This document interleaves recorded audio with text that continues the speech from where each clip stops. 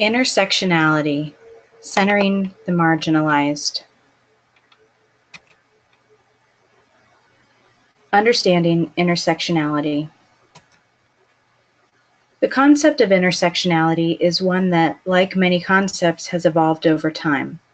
Kimberly Crenshaw coined the term in her article, Demarginalizing the Intersection of Race and Sex, a Black feminist critique of anti-discrimination doctrine, feminist theory, and anti-racist politics. Her article examined the way a person's marginalized race, class, and gender identities create a distinct identity and lived experience, focusing on Black women in the legal system. Over time, others contributed new perspectives on intersectionality. Dr. Jennifer C. Nash asked that feminist and anti-racist scholars think more critically about their use of the term and develop standards around its use. Dr. Keeanga-Yamahtta Taylor's book, How We Get Free, Black Feminism in the Combahee River Collective, documents the concept of intersectionality prior to Crenshaw's coining of the term, as far back as 1892. A recent definition offered by Dr. Patricia Hill Collins and Dr. Surma Bilgi broadens Crenshaw's definition beyond race, class, and gender to include other aspects of identity, such as age, sexuality, and ability status. It is apt, then, to remember that Crenshaw acknowledged that her explanation of the concept was one which drew from the past and which could be built upon. Crenshaw wrote, "Intersectionality is not being offered here as some new totalizing theory of identity, nor do I mean to suggest that violence against women of color can be explained only through the specific frameworks of race and gender considered here. Intersectionality is about more than which categories of identity are considered, however. An essential aspect of intersectionality is that it considers not only multiple intersections of identity, but more specifically, multiple intersections of marginalized identities and the compounded or worsened oppression which occurs as a result of those intersections." Collins and Bilgi explain that people's various identities create structures and collaborate with each other, and Taylor describes intersectionality as the idea that multiple oppressions reinforce each other to create new categories of suffering. Double lives, shorter lives. In Shifting, the Double Lives of Black Women in America, Sharice Jones and Dr. Kumia Shorter-Gooden tell the stories of many Black women and their unique experiences, highlighting the way the intersection of their racial and gender identities impact their lives. Black mothers, for example, must address the typical challenges that any parent has, but also have racism to contend with. According to Jones and Shorter-Gooden, our research shows that Black mothers spend significant energy shifting emotionally and psychologically, constantly anticipating and coping with the assaults that their children encounter. They buffer, filter, deflect, defend, bolster, fortify, and embrace, even as they wrestle with their own sadness, fear, and anger about what their children must endure as Black people in this society. Much of this stress is internalized and results in poorer health outcomes for Black women, as well as poorer health outcomes for future children to which they give birth. A 2018 study published by the Center for American Progress notes that the impacts of institutional racism and sexism compromise women's health across time, leading to poorer outcomes for African American women and infants. According to the study, while Black women as a group experience the protective factor of having a high percentage of college graduates, they also experience risk factors from their environment, often related to being forced to live in low-income areas. These certain environmental factors include substandard housing, air quality, and police violence. Using the Bronfenbrenner and Morris model, these factors would be considered within the microsystem, mesosystem, exosystem, and macrosystem because they experience racism personally, indirectly through their children and their children's behaviors, in their living environment, and through political and economic systems which oppress them. It is no wonder that the pervasiveness of racism creates poorer health outcomes for Black women.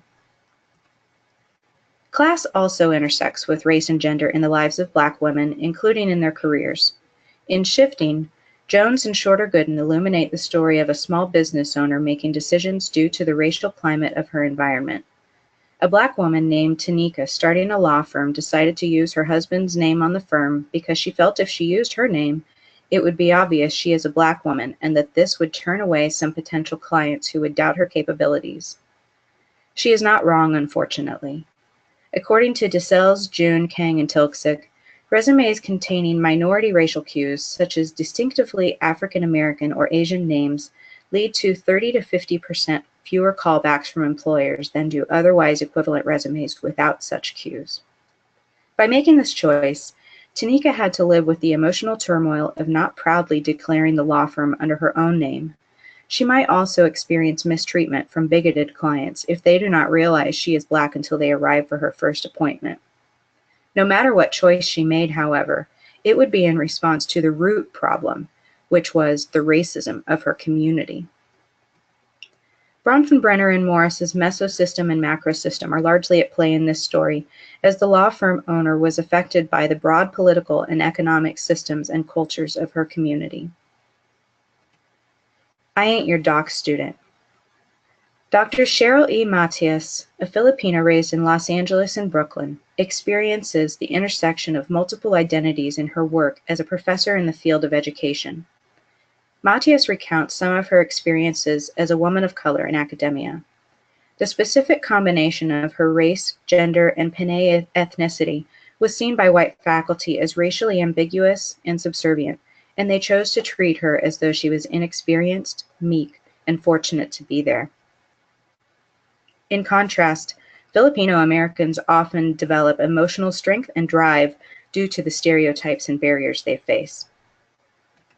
Because Matias's area of expertise is whiteness, she was fearful of openly discussing her work with fellow faculty because of fear that they would react poorly. This meant she was unable to work with her colleagues with as much freedom and support as her white counterparts were. When she did express her fears, her fellow white faculty responded with anger, reinforcing her belief that she could not safely discuss her work with them and that they did not have respect for her. Unsurprisingly, Matias was reprimanded for the emotional outbursts and offense taken by her white colleagues, and required to participate in a process where she was ordered to apologize to the group's white colleagues again, on her own, without other faculty of color in the room to support her. Her age and status as a junior faculty member played a significant role in this occurrence, as faculty with more tenure would not likely have been asked to acquiesce to such demands. Dr. Matias felt humiliated at the way her colleagues had isolated, intimidated, and abused her, but she gave them a response indicating her refusal to let them vanquish her.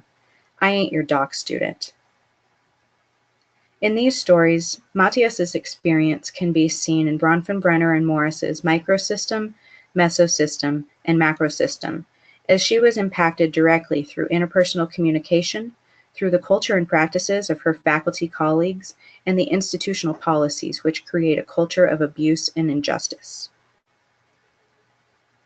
From theory to praxis.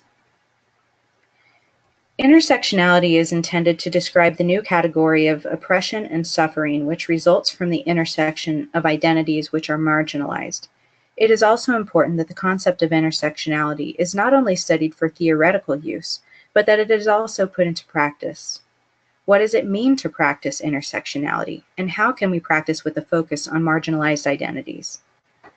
According to Martin in her article for Feminist Current, having an intersectional practice requires us to address the needs of the most oppressed, putting their experience at the center of our analysis and activism, rather than at the margins.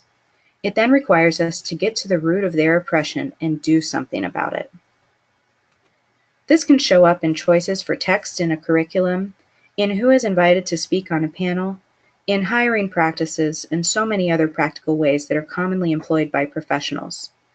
Too often, those who are in most need of improved policies and practices are the last consulted in regard to these improvements, and what is developed still does not address the root problem. We should look to the experts for expertise, and the experts on intersectionality are people who have multiple intersecting marginalized identities.